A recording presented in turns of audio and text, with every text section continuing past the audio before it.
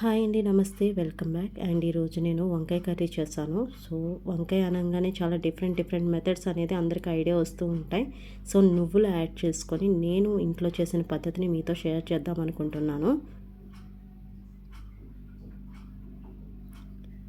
So దానికి ముందుగా stove on చేసుకొని కడాయి పెట్టుకొని ఒక 2 టేబుల్ స్పూన్ పల్లీలు యాడ్ చేసుకొని దాన్ని డ్రై రోస్ట్ చేస్తున్నా. తర్వాత ఒక హాఫ్ కప్ నువ్వులు వేసుకొని నేను ఆల్రెడీ రోస్ట్ చేసి పెట్టుకున్నానండి. మళ్ళీ కొంచెం లైట్ రోస్ట్ చేస్తున్నాను.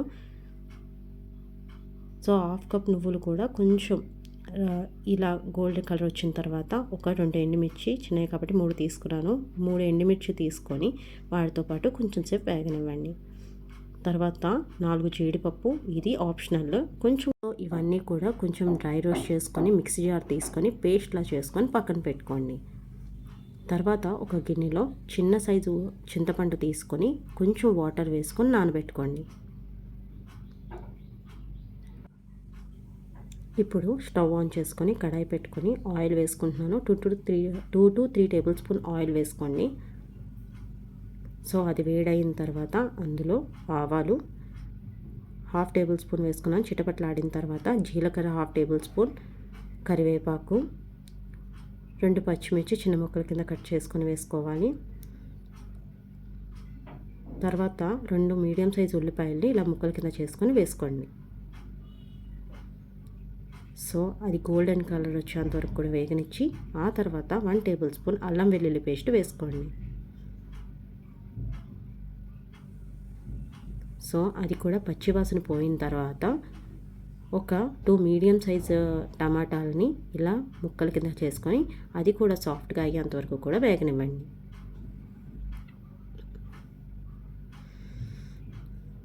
సో టమాటా చూడండి సాఫ్ట్గా అయిపోయింది కదా.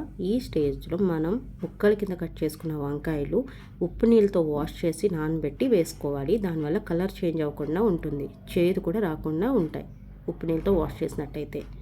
సో వంకాయలు ఎక్కువసేపు వేగక్కర్లేదండి, లేదంటే మరీ పేస్ట్లా అయిపోతుంది. కొంచెం మగ్గనివ్వండి, మూత పెట్టి మగ్గనివ్వండి.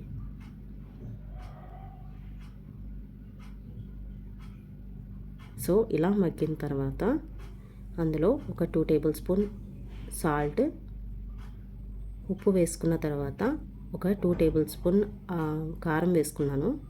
సో మీకు టేస్ట్ తగ్గట్టుగా దాంట్లో బ్యాలెన్స్ చేసుకోండి. పసుపు హాఫ్ టేబుల్ స్పూన్, ధనియా జీరా పౌడర్ వేసుకుంటున్నాను 2 టేబుల్ స్పూన్ తీసుకోండి. సో ఇవన్నీ కూడా కొంచెం పచ్చివాసన పోయేంత వరకు కూడా వేగనివ్వండి. ఎక్కువగా కలిపేయకండి, ఎక్కువగా కలిపేస్తే వంకాయ అనేది పేస్ట్లా అయిపోతుంది. సో మూత పెట్టి ఈ స్టేజ్ వచ్చిన తర్వాత మగ్గించిన తర్వాత మనం ఇందాక చింతపండు రసం పక్కన పెట్టుకున్నాం కదా నానబెట్టి, దాన్ని కూడా వేసి పేస్ట్ని కూడా నువ్వుల పేస్ట్ని కూడా ఇందులో వేసేయండి.